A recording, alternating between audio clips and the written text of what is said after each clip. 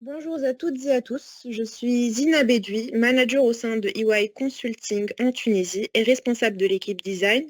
Je serai votre modératrice aujourd'hui.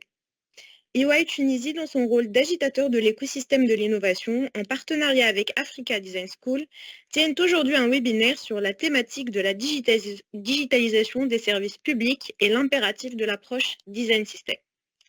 Pour celles et ceux qui ne la connaissent pas, Africa Design School est la première école de design au Bénin à Cotonou, initiée par l'école de design Nantes-Atlantique et soutenue par l'agence de développement de City. Monsieur Kefil Saka, directeur exécutif de l'école, est parmi nous aujourd'hui. Bonjour Monsieur Kefil. Bonjour Zina. Bonjour, nous tenons de nouveau à vous remercier pour cette première collaboration. Nous aurons l'occasion plus tard de parler de l'école et de sa pédagogie. Chers participants, donc laissez-moi vous donner un peu plus d'éléments de contexte en revenant sur les origines de cette initiative. L'idée d'initier un débat sur le sujet du design system pour les gouvernements a commencé en novembre dernier, lorsque les équipes consulting de EY Tunisie ont entrepris l'élaboration d'un livre blanc qui s'intitule « Le design system pour l'harmonie, la cohérence et l'accessibilité dans les services publics digitaux en Tunisie ». Cet ouvrage a été officiellement présenté au mois de décembre lors d'une table ronde qui a réuni des membres officiels du gouvernement tunisien et qui s'est tenue en la présence de Monsieur le ministre des Technologies de la Communication.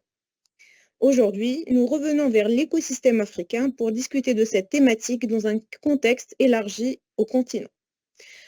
Tout au long du webinaire, n'hésitez pas à poser vos questions sur le Q&A et nous allons directement passer à la présentation de nos panélistes. Aujourd'hui, nous sommes accompagnés de Monsieur Mounir Razali, associé consulting EY Tunisie en charge du secteur public. Avec plus de 23 ans d'expérience dans le conseil aux entreprises et au secteur public, Monsieur Mounir a participé à plusieurs projets de transformation digitale d'envergure nationale et à l'échelle africaine. Bonjour Monsieur Mounir. Bonjour Zina, bonjour à tous. Nous sommes accompagnés notamment de Monsieur Kefil Saka, donc directeur exécutif de l'Africa Design School. Monsieur Kefil est diplômé d'un master en création et édition numérique de l'Université de Paris 8. Après une expérience chez Radio France, Monsieur Kefil rejoint l'Africa Design School en 2020 en tant que responsable pédagogique des filières design numérique et design graphique. Actuellement, il occupe le poste de directeur en charge du développement de l'école. Bienvenue, Monsieur Kefil. Bonjour, merci Zinat, bonjour à tout le monde.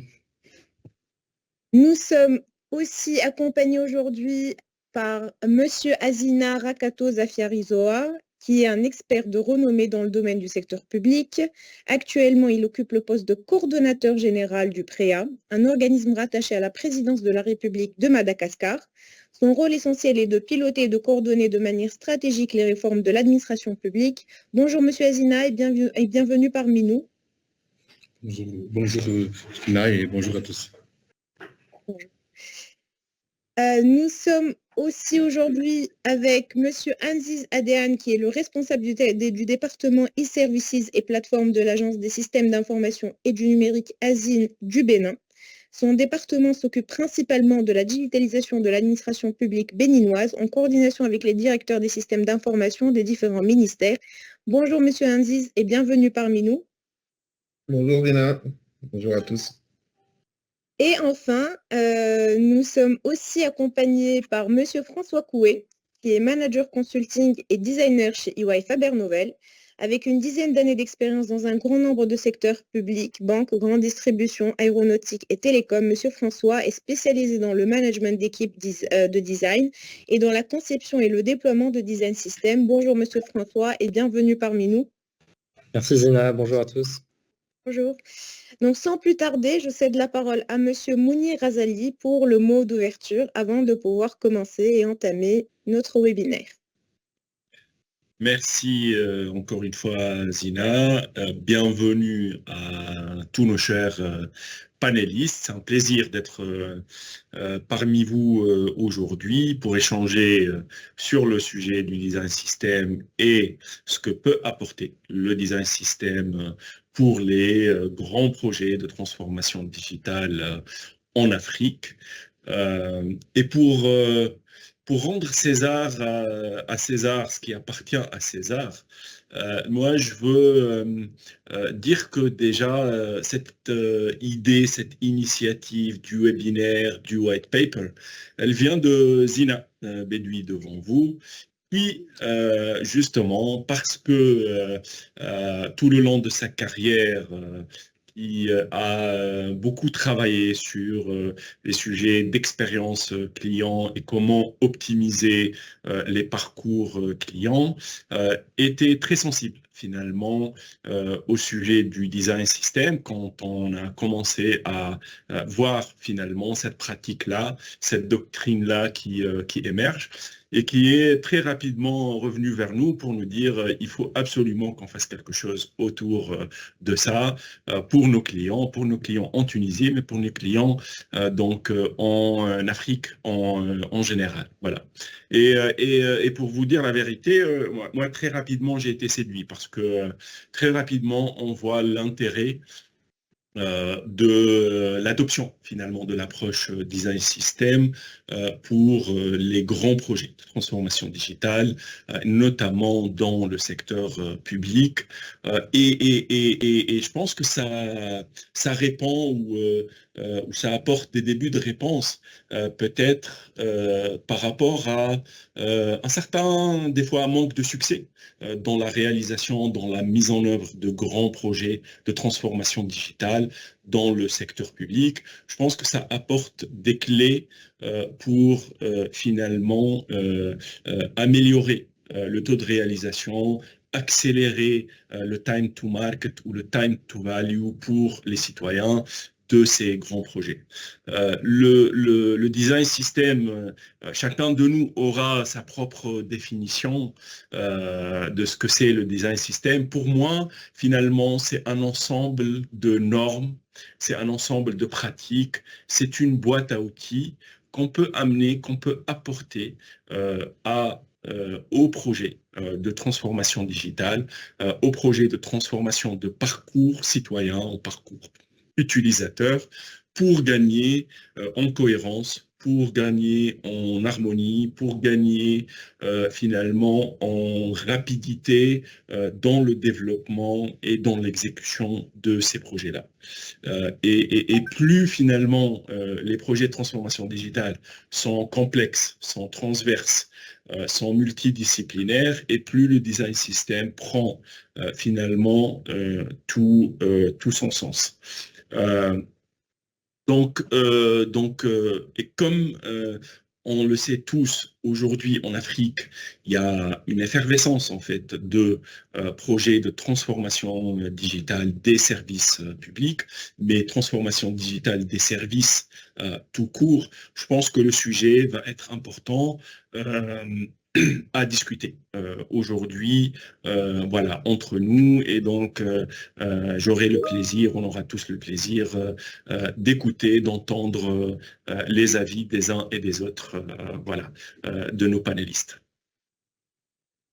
Merci, je vous remercie Monsieur Mounir pour avoir introduit donc le sujet et la thématique. C'était très très clair. Nous débutons donc notre échange avec une question toujours pour vous. Donc on était curieux et on voulait savoir quel était l'état de la transformation digitale du secteur public en Tunisie aujourd'hui. Où en sommes-nous en fait? Pas une question facile. Alors, je pense que moi, je vais commencer par parler du numérique, en fait. Le numérique et le secteur public en Tunisie. Le numérique et le secteur public en Tunisie, c'est une relation de longue date qui remonte à fin des années 70, début des années 80, où il y a eu toute une vague finalement de numérisation des process et de mise en place de systèmes d'information au niveau du secteur public en Tunisie à un niveau central, donc au niveau de l'administration centrale et niveau sectoriel. Et c'était une expérience réussie. Et la Tunisie avait pris à cette époque-là une très bonne avance finalement par rapport à le reste des voisins dans la région.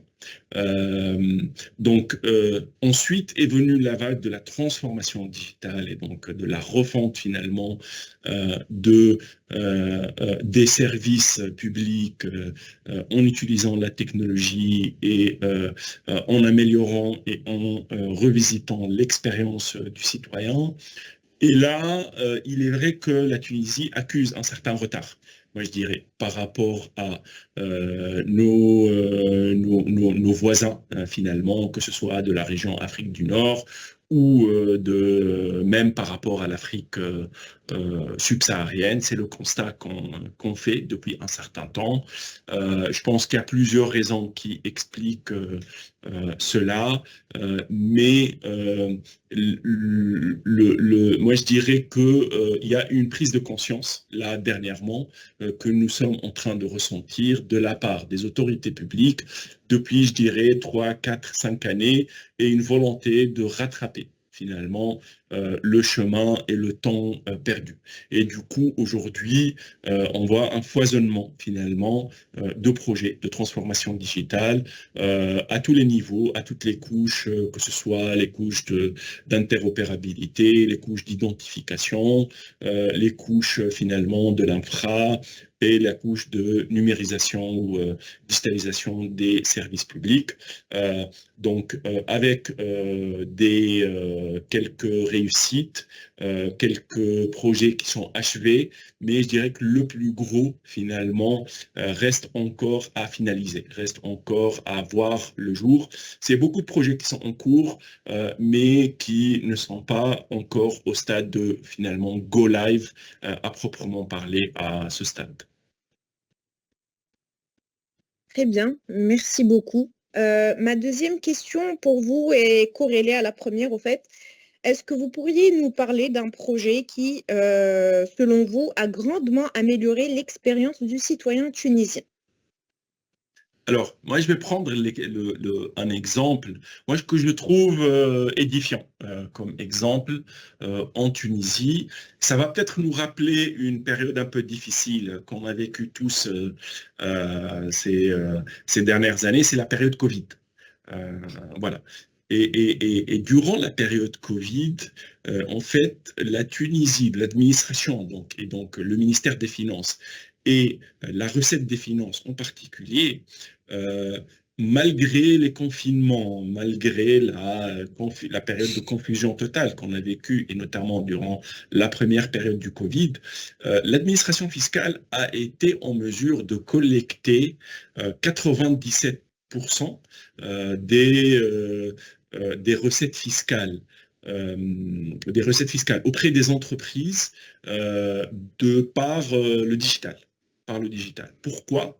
Parce que en un temps record, l'administration fiscale elle a été capable de mettre en place un process qui permettait la déclaration, donc à la fois de la TVA, mais également de l'impôt sur les sociétés, et leur paiement, bien sûr, pour les entreprises en un temps record. Et donc, elle l'a fait pour les entreprises, je pense, dont le chiffre d'affaires est supérieur à 100 000 dinars, ce qui équivaut à peu près à 30 000 euros. Voilà. Et donc, elle a été en mesure de récupérer, de collecter les recettes fiscales, 97% des recettes fiscales, comme ça, de façon digitale, de façon complètement numérisée. Ce qui n'est pas rien. Ce qui n'est pas rien durant cette période-là, durant la période Covid, où l'État, l'administration a besoin de sécuriser ses recettes parce qu'elle fait face à des dépenses très importantes. Vous savez très bien que durant cette période-là, l'ensemble en fait, des gouvernements, l'ensemble des États ont dû apporter beaucoup de soutien, et notamment de soutien financier, aux populations qui étaient confinées et qui étaient par moments privées finalement de moyens de subsistance. Voilà.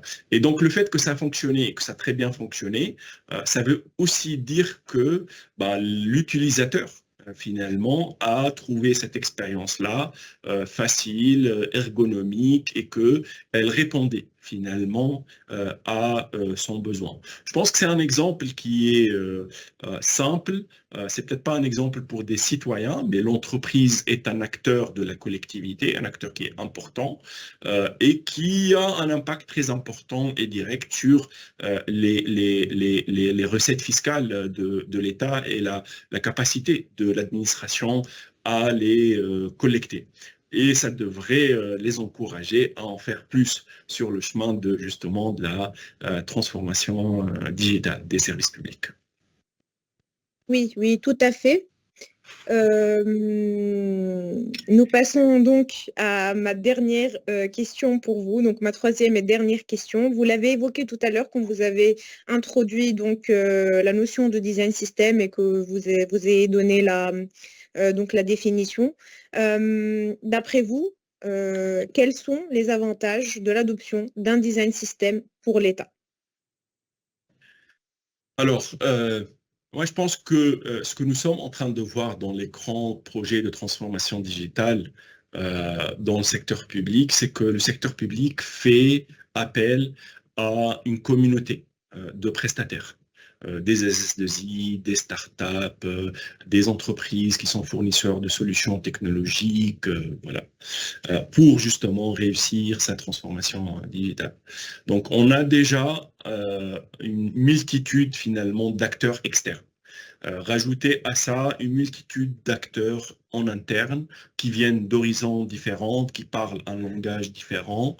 Je pense que le design system amène un référentiel commun finalement et un langage commun à toute cette communauté-là. Et le fait de parler un langage commun et d'avoir un référentiel commun facilite beaucoup, beaucoup les choses en termes de communication, en termes de gestion de changement et en termes de finalement capacité à faire avancer le projet. Il y a ce sujet-là. Le deuxième sujet ou le deuxième atout finalement, ce qu'apporte le design system, je pense c'est ces briques qui sont déjà prêtes pour emploi, pour construire un parcours utilisateur, un parcours citoyen, et que ces briques-là sont standardisées, c'est-à-dire que l'utilisateur ou le citoyen va avoir devant lui le même visuel, la même grille de lecture, la même ergonomie en passant d'un site à un autre site gouvernemental. Je pense à la fois ça facilite le développement et donc le time to market, le time to value de ces projets-là. Deux, par la suite, je pense que si l'utilisateur apprend à utiliser un service une fois, il va avoir appris à utiliser d'autres services auprès d'autres points d'entrée, en fait, au niveau des services publics.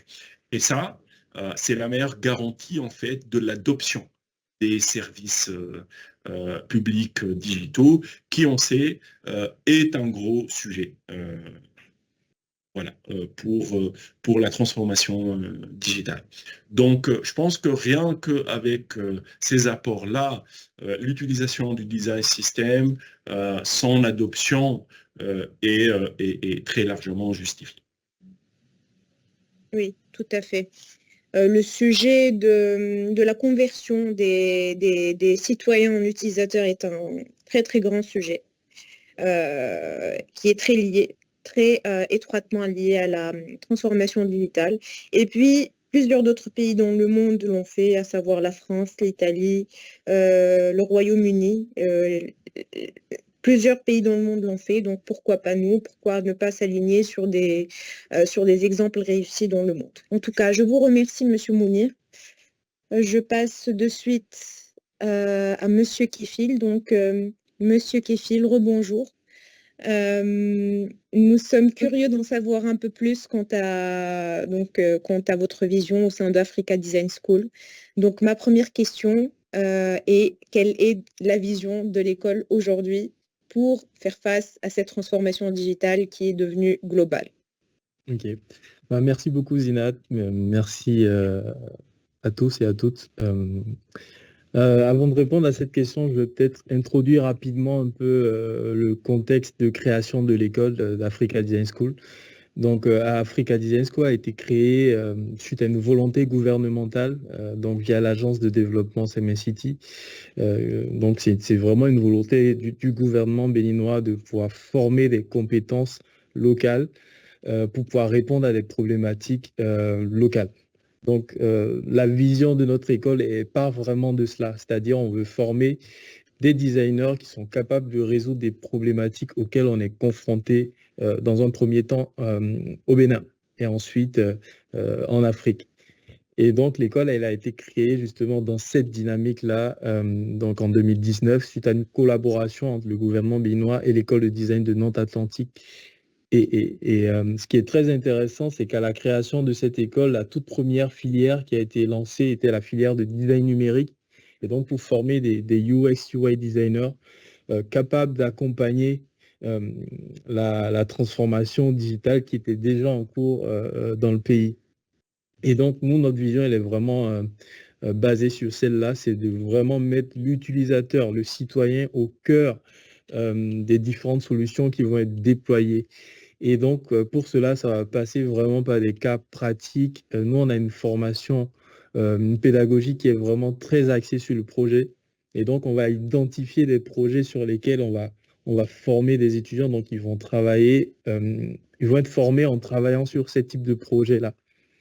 Et donc, dans ce sens, en fait, on est, je dirais plutôt qu'on a vraiment beaucoup de chance parce que déjà, le projet de l'école en lui-même, c'est un projet du gouvernement et donc, on a une sorte de, je vais dire, d'accessibilité aux différents ministères, aux différentes agences gouvernementales qui n'hésitent pas, en tout cas depuis quelques années, qui n'hésitent pas à nous solliciter, à solliciter des étudiants sur des problématiques de transformation digitale. Donc, voilà, je peux vous en citer beaucoup, beaucoup, beaucoup. Donc, on collabore vraiment avec les agences et les ministères sur des nouveaux services qui vont sortir. Cela va passer par des ateliers de design thinking où soit des étudiants ou des formateurs vont animer des ateliers avec les ministères concernés pour pouvoir identifier des leviers en termes d'innovation et de transformation digitale.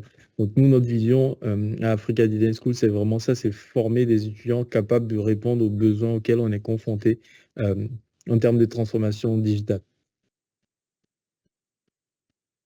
C'est donc un peu votre pédagogie au sein de l'école que de préparer vos jeunes donc à s'intégrer directement dans les institutions publiques pour mener des projets pour l'État ou pour le gouvernement, c'est bien ça?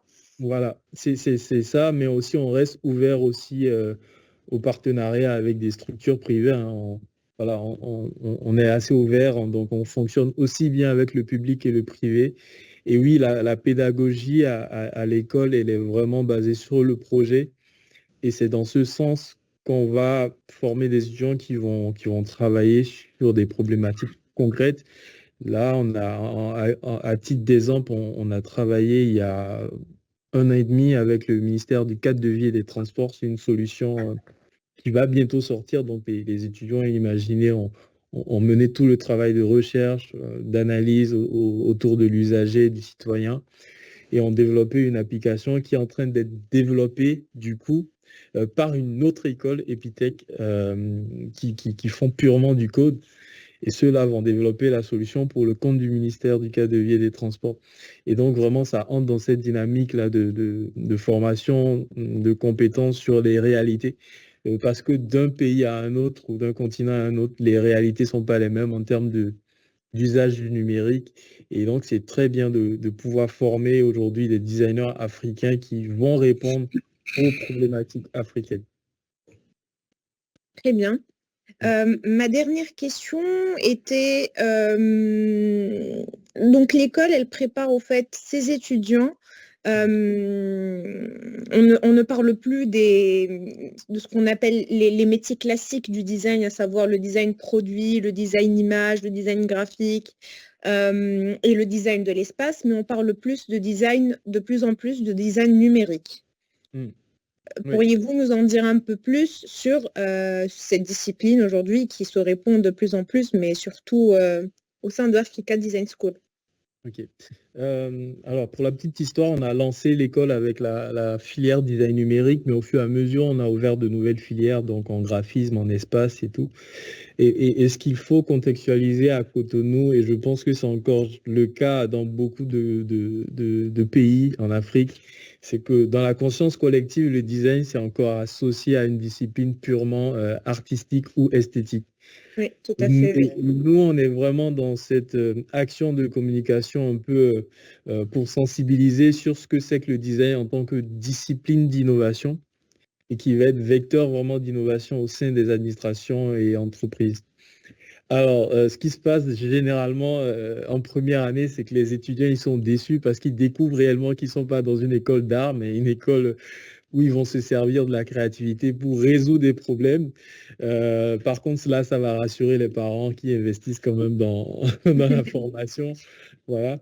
Et pour revenir aujourd'hui sur la filière design numérique, quand on prend généralement les statistiques à l'école, en fait, en termes de sollicitation, de partenariat, de demande de recrutement d'étudiants en stage ou en alternance, en fait, la filière numérique va facilement se démarquer parce que tout de suite, au bout de leur cursus, en troisième année, ils sont opérationnels. En fait, les étudiants, ils savent développer des solutions, ils ont appris la méthodologie du double diamant, ils savent mener des enquêtes, aller sur le terrain. Et donc, ça va être vraiment plus facile pour eux de pouvoir s'insérer facilement. C'est-à-dire les entreprises, ils comprennent facilement à travers quelques exemples concrets qu'on va mener ou à travers les différents ateliers, ils vont comprendre le rôle du designer numérique au sein de la société. Et nous, on va souvent, avant qu'on ait notre premier partenariat à l'école, j'utilisais beaucoup l'exemple de mes collègues de la CIN pour pouvoir projeter un peu les étudiants et les parents sur ce qu'un designer numérique peut faire. Et là, je vais vous replonger un peu 15 ans en arrière au Bénin. Pour payer sa facture d'électricité, il fallait se déplacer. En fait, il fallait se déplacer, aller à la SBE, à la société. On pouvait faire 2 à 3 heures de queue pour payer sa facture d'électricité. Et ce qui était un peu triste à l'époque, c'est que tout le monde recevait leur facture plus ou moins au même moment. Donc, chaque fin du mois, tout le monde faisait la queue et c'était un rendez-vous. Mais aujourd'hui, grâce à des solutions qui ont été mises en place par la CIN et les gouvernements viennois, en fait, en 1 minute, on paye sa facture d'électricité, on n'a plus besoin de se déplacer. Et donc, c'est ces cas d'usage pratiques qui permettent aux étudiants, en tout cas, et aux entreprises, aussi bien privées que publiques, de se projeter en termes de métier, de se projeter en termes de potentialité et de valeur ajoutée d'un designer en leur sein.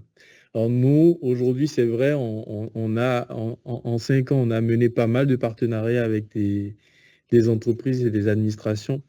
Mais aujourd'hui, ce qu'on essaie de faire à l'école, c'est de vraiment pousser les entreprises ou les administrations publiques aujourd'hui à développer au sein de leur structure ou de leur organisation des pôles d'innovation où des designers vont travailler en tant que chef de projet ou en tant que designer. En fait, c'est de pouvoir arriver à convaincre un maximum de structures de créer aujourd'hui des pôles d'innovation parce que c'est des nouveaux métiers qui ne sont pas encore connus au Bénin.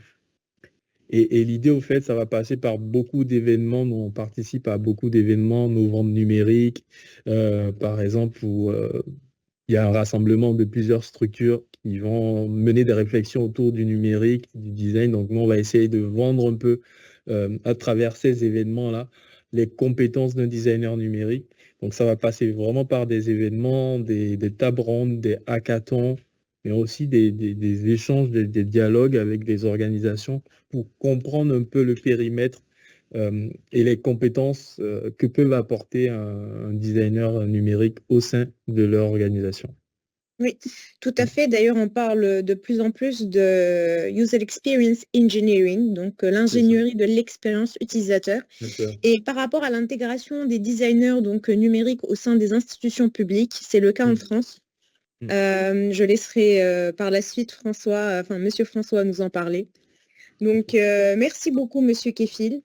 Ce fut très très clair et bon courage à l'école. Nous continuons donc ce bel échange et on va du côté de Madagascar. Donc, Monsieur Azina qui assure la coordination stratégique des projets visant à la transformation digitale des secteurs publics à Madagascar. Rebonjour, Monsieur Azina. Bonjour, Zina. Donc, ma première question pour vous, pourriez-vous nous faire part d'un bref bilan sur l'état de la digitalisation des services publics à Madagascar, s'il vous plaît? Merci. Voilà, en fait, il s'agit d'abord du pilotage des secteurs publics. Donc, on parle de politique publique. À Madagascar, le président de la République, dans la politique générale de l'État, a mis la digitalisation en avant dans l'axe gouvernance. Et donc, pour le concrétiser, donc, en fait, le gouvernement a lancé une étude sur la maturité digitale. Donc, on a donc évalué la maturité digitale avant de prioriser les chantiers pour les services publics à digitaliser. Donc, après ça, on a mis en place toutes les structures pour la digitalisation parce que cela requiert des structures comme la protection des données personnelles, tout ce qui est autorité ou unité qui va gérer en fait tout ce qui est normes et standards. Donc, à Madagascar, c'est le cas de l'UGT, une unité de gouvernance digitale, dont je suis membre du conseil d'administration. Après ça, donc, pour aller dans les concrets, donc à travers l'UGT, donc le gouvernement donc crée le portail unique où on trouve toute la liste des services publics. Donc d'abord pour les prioritaires, donc on peut donc se renseigner sur les démarches administratives, mais également on peut avoir comment dire toutes les services clés. Ça, c'est un. Deuxièmement, le pays a choisi donc de transformer aussi les métiers de finances publiques. Donc, il y a des chantiers qui sont en cours, par exemple l'administration fiscale, tout ce qui est marché public. Il y a aussi la gestion des ressources humaines de l'État. Donc, Madagascar, on a commencé donc en 2019 la digitalisation et on est encore dans le fondement. Voilà. Merci beaucoup, Monsieur Azina. Je vous pose la même question que j'ai posée tout à l'heure à Monsieur Mounir Razali. Pourriez-vous nous faire part d'une initiative qui a énormément marqué le pays en termes d'amélioration de l'expérience du citoyen? D'accord. Donc, il y en a plusieurs durant la période Covid pour avoir l'attestation. Donc, le ministère de la Santé, donc, il y avait un portail où on peut avoir, tout le monde ne fait plus la queue. Ça, c'est un. Deuxièmement, pour les résultats des examens officiels, donc, il y a en fait un site et donc, dans ce portail, donc, on peut entrer les numéros et ça sort. Un des problèmes auparavant également était l'équivalence administrative à l'université. Quand on entre à l'université, donc c'était la queue. Et donc avec cette expérience utilisateur, donc on a mis pris un ticket de rendez-vous. Et pareil également pour comment dire, pour le passeport et les casiers judiciaires pour la justice. En plus de ça, le gouvernement, à travers les différents projets, donc pour la promotion des projets innovants, donc les étudiants, les services publics concourent être le meilleur en termes de digitalisation pour qu'il y ait plus d'adhésion au niveau des utilisateurs. Voilà. D'accord, merci beaucoup. On va revenir du côté du Bénin. Et donc, je m'adresse à vous, Monsieur Anziz. Donc, je le rappelle, Monsieur Anziz est responsable du département e-Services et plateformes de l'Agence des systèmes d'information et du numérique de la ZIN. Monsieur Kefil en a parlé tout à l'heure. Donc, ma première question, Monsieur Anziz, est déjà, pouvez-vous nous parler un peu plus de la plateforme e-Services et de comment ce projet a été mis en place?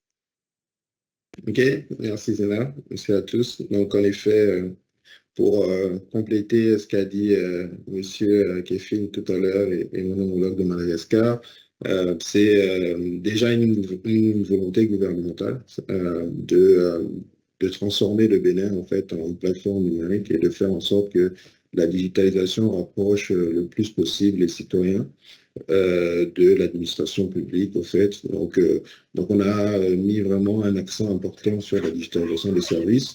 On a commencé par faire un état des lieux, voir un peu où on en était. En effet, il y avait déjà pas mal d'initiatives transverses qui avaient été menées un peu partout. Et donc, il y a rapidement eu un besoin d'avoir justement un design système, avoir quelque chose de centralisé avec des blocs consolidés, que ce soit pour l'authentification, pour une demande de e-service, pour les traitements. Et donc, on a pensé à créer une plateforme unique qu'on appelait PNS, Portail national des services publics. Et l'objectif derrière, c'est d'avoir un framework qui va au fait standardiser la façon de développer des services publics. Donc, on aura tout le temps la même expérience utilisateur au niveau des demandeurs et également la même expérience utilisateur au niveau de l'administration, donc de ceux qui vont traiter. Donc, on a travaillé avec des entreprises locales au Bénin et aussi internationales, donc avec des entreprises estoniennes, pour le coup, qui ont énormément d'expérience en la matière. Donc, on a déjà contacté, on a travaillé avec eux et on a justement essayé d'impliquer au maximum aussi des entreprises locales pour designer vraiment des besoins spécifiques au Bénin. Et donc, dans cela, aujourd'hui, on a lancé en 2020, donc c'est un projet qui date de 2018 à peu près, qu'on a lancé en 2020, en mars 2020, donc en plein Covid. Donc, avec un impact direct fait sur la population, avec les premiers services qu'on a lancés. Monsieur Kefil parlait tout à l'heure du paiement des factures d'électricité et d'eau. Il y a eu le casier judiciaire. Il y a eu les attestations Covid qui ont suivi aussi, avec une interopérabilité internationale pour la possibilité de lecture en Union européenne et autres. Donc voilà, donc cette digitalisation du portail national des services publics a été aussi une sorte de catalyseur pour d'autres projets numériques. Donc aujourd'hui, on est à plus de 200 services publics digitalisés, centralisés sur le portail et avec 120 à peu près qui sont directement digitalisés sur le portail avec le même design, les mêmes interactions, les mêmes modules d'authentification, de signature, de notification. Voilà, donc avec une approche design system déjà dès le début et maintenant qu'on veut encore renforcer. Merci beaucoup, Monsieur Anziz. Y a-t-il dans la feuille de route donc, du digital du Bénin une ou des initiatives similaires de prévues? Oui, on travaille notamment avec African User School. On a un projet au niveau du centre de transformation digitale qui est financé par le GIZ. Et aujourd'hui, lorsqu'on veut penser des nouveaux e-services avec des ministères sectoriels, on les initie à l'approche design. Donc, on définit en amont les différents problèmes. On discute avec le métier, on discute avec des citoyens, on discute avec des entreprises privées. Et donc, tout ce monde-là brainstorm en amont, définit les designs et essaie de les mettre en place pour que ce soit le plus pertinent et le plus proche finalement de la population. Et donc, on a en fait différents niveaux, on va dire, de digitalisation. Aujourd'hui, sur les 200 services, on va dire, disponibles, on va avoir certains qui vont être totalement digitalisés, donc de bout en bout, sans aucune intervention humaine, totalement automatisés. On va avoir d'autres où on aura quand même de l'intervention manuelle et puis d'autres où c'est vraiment la demande qui est digitalisée, mais derrière, on a encore un traitement complètement manuel. Donc, l'objectif, c'est de tendre de plus en plus vers une digitalisation totale, mais pour ça, il faut comprendre, en fait, tous les points bloquants en fait, du chemin de la digitalisation. Donc, c'est le design qui nous permet de faire ça, d'identifier là où on a besoin de nouveaux systèmes d'information et d'autres. Et donc, toutes les nouvelles initiatives essaient de suivre en fait, ce cheminement-là. Et sinon, à part ça, on a énormément travaillé sur ce qu'on appelait la plateforme d'interopérabilité, qui est un point essentiel au fait de la digitalisation au Bénin.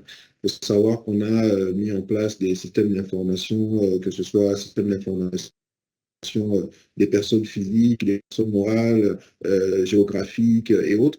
Et au fait, on fait interopérer tous ces systèmes-là et ils sont liés à la plateforme nationale des services publics pour au fait délivrer des services de meilleure qualité. Et donc voilà, c'est des initiatives de ce type-là qui sont lancées. Et on a aussi une plateforme à côté qui est une plateforme de service d'état civil qui permet d'obtenir son acte de naissance, son certificat de résidence, sa carte d'identité. Tout ça, on implique grâce à un numéro personnel d'identification qui a été mis en place durant toute cette réforme. Donc voilà un peu quelques initiatives que je peux citer. Il y en a beaucoup d'autres, comme e-visa, mais bon, tous les citoyens africains ne vont pas l'utiliser parce que le visa n'est plus demandé aux citoyens africains pour venir au Bénin, mais tous les autres hors de l'Afrique ont une plateforme e-visa aujourd'hui pour venir au Bénin qui permet de délivrer un visa en un temps record et qui a été dans les classements élu, je pense, la plateforme la plus intuitive. Donc on a pas mal d'initiatives dans ce sens. C'est très bien. Merci beaucoup, Monsieur Andiz. Ma dernière question pour vous. Avez-vous pu mesurer donc, la satisfaction des citoyens et le taux d'utilisation, par exemple, de e-services ou avez-vous mené des enquêtes pour savoir le taux d'utilisation de ces plateformes qui sont mises en place par l'État? Oui, bien sûr. En fait, on a fait plusieurs choses différentes. On a fait des études pour mesurer le taux de maturité numérique. On a fait des enquêtes de satisfaction auprès des citoyens directement.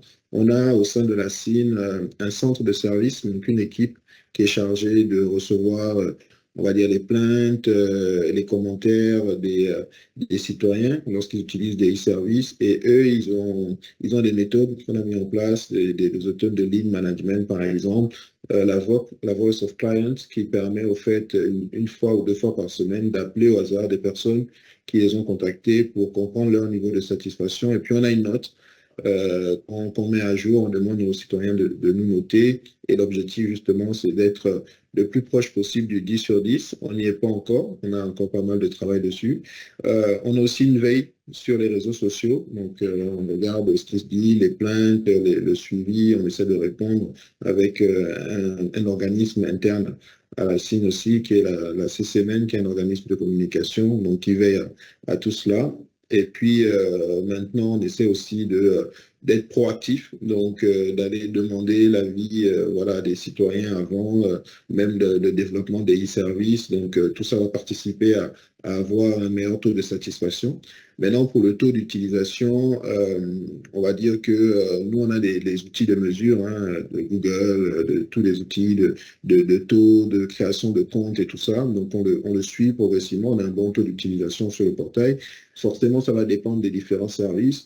Un service tel que le casier judiciaire, qui était avant vraiment très complexe à obtenir et qui maintenant peut s'obtenir très rapidement, va avoir un taux de conversion et d'utilisation très fort, très rapidement. Il y a des services tels que le permis de construire, par exemple, ou qui demandent énormément de documents et autres, où le taux d'utilisation va être moins fort, sauf, par exemple, à Cotonou, on a imposé que les demandes ne peuvent plus se faire qu'en ligne. Donc là, tous les architectes n'ont plus le choix. C'était un peu difficile au début, mais aujourd'hui, c'est 100% d'utilisation parce qu'il n'y a plus de choix. Il y a un décret qui l'a fixé. Par contre, lorsqu'on a d'autres services où on a la possibilité de le faire toujours en manuel ou en ligne, sans qu'il y ait une grosse, peut-être un gros souci ou des délais vraiment importants, les taux peuvent varier. Donc voilà, ça va dépendre vraiment du service, de la politique qui a été mise en place, mais c'est des choses qu'on suit tous les jours pour nous assurer d'avoir le plus d'impact possible. Et maintenant, on essaie d'étendre avec des centres numériques communautaires la présence pour accompagner les gens qui ne sont pas lettrés numériquement pour pouvoir faire des services en ligne et donc améliorer le taux d'utilisation également et toucher un peu cette population qui aujourd'hui nous échappe encore un tout petit peu.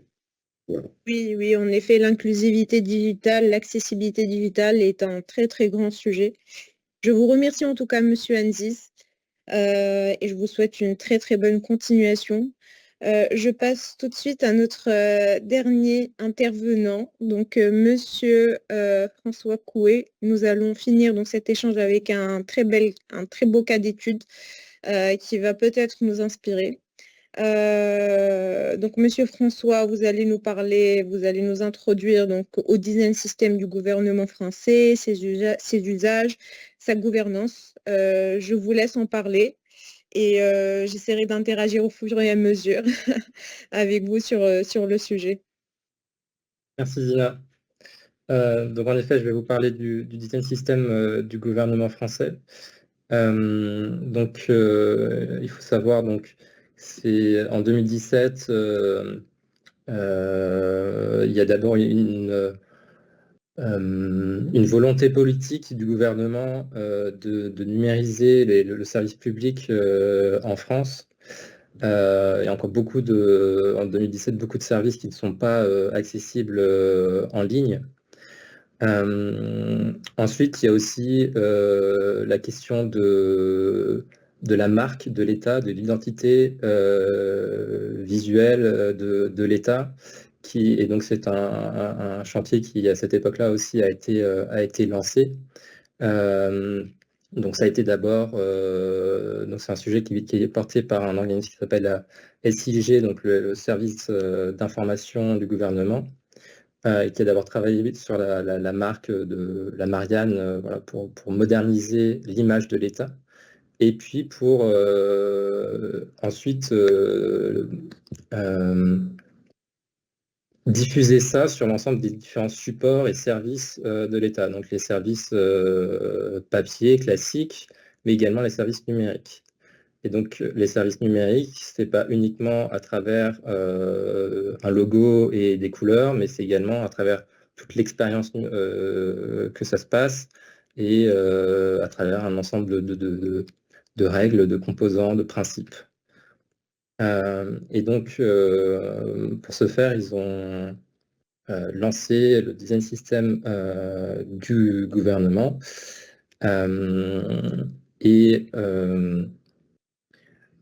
Aujourd'hui, il s'applique à peu près 20 000 noms de domaines, donc sites internet de l'État.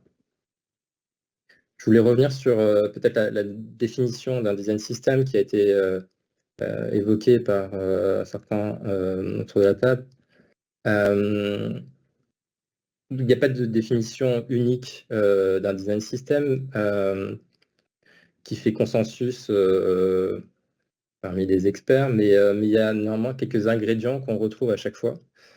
Et ces ingrédients, c'est tout d'abord une documentation, donc un site qui fait référence, qui va lister les bonnes pratiques, des règles à appliquer et les principes. Ensuite, c'est un certain nombre de fondamentaux avec des styles, un ensemble de styles, donc couleurs, au niveau des styles de texte, voilà. Et puis, il y a ce qu'on appelle les librairies de composants qui s'appliquent, qui se déclinent sur différents supports et outils, à la fois pour les designers et pour les développeurs. Donc pour les designers, ça va être dans Figma, et pour les développeurs, dans du code. Et donc tout ça est lié dans un système, un ensemble cohérent. Et c'est toute la difficulté de concevoir un tel outil. Une analogie qu'on peut donner, c'est un peu une sorte de boîte de Lego avec voilà, des éléments qui sont différents, mais tous cohérents et qui fonctionnent ensemble. Merci beaucoup, François. Je souhaiterais revenir sur la gouvernance de ce design system au sein du gouvernement français. Vous avez une institution qui est la DINUM, donc la Direction interministérielle du numérique, qui guide un peu, qui donne un peu la direction du digital et du numérique en France, mais aussi elle est partie prenante et elle organise même plusieurs initiatives, différentes initiatives de design pour démocratiser cette discipline au sein des ministères, mais aussi au sein de l'administration publique. Moi, je la suis sur LinkedIn car ça m'intéresse énormément. Ils font par exemple des ateliers, des clubs utilisateurs, des ateliers sur l'accessibilité numérique, des ateliers sur le test utilisateur. Enfin, ils essaient vraiment de mettre en avant cette discipline qui est notre métier à la fin. Donc, et je trouve cela très, très intéressant. C'est un peu ce qu'essaie aussi de faire Monsieur Kefil et Monsieur Anziz au Bénin. Et je pense que ça ne peut être que bénéfique pour porter cette transformation digitale au sein d'un pays. Un deuxième point que je souhaiterais aborder avec vous, donc pouvez-vous nous parler des enjeux en termes d'accessibilité numérique? Donc on a un peu abordé le sujet, l'inclusivité numérique, le digital pour tous. Les enjeux en termes d'accessibilité donc qui sont liés à la mise en place d'un design system et expliquer un peu à quel point c'est important lorsqu'on met en place un site institutionnel, ou alors on peut même parler d'un exemple qu'on connaît bien vous et moi, le design system de la CNAM par exemple, et les enjeux derrière qu'il y a d'accessibilité numérique. Oui. Donc, vous avez parlé de la DINUM. La DINUM a notamment travaillé sur un référentiel pour l'accessibilité numérique qui s'appelle le RG2A. Donc, c'est ce référentiel-là qui fait aujourd'hui office de norme en France et qui est une norme, une contrainte légale. Et c'est ce qui a fait que, voilà, aujourd'hui, les organisations publiques, mais aussi les acteurs privés n'ont plus le choix et sont obligés de s'y conformer. Donc ça a mis quelques années, mais ça commence à être de plus en plus adopté.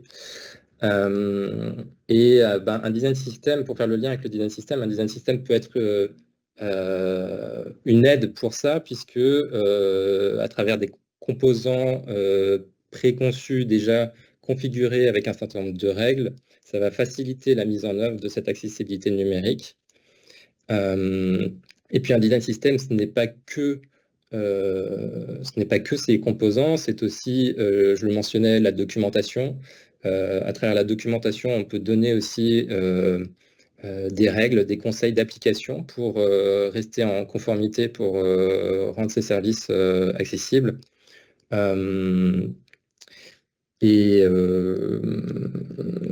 Et puis c'est aussi voilà, tout l'effort de formation qu'il y a.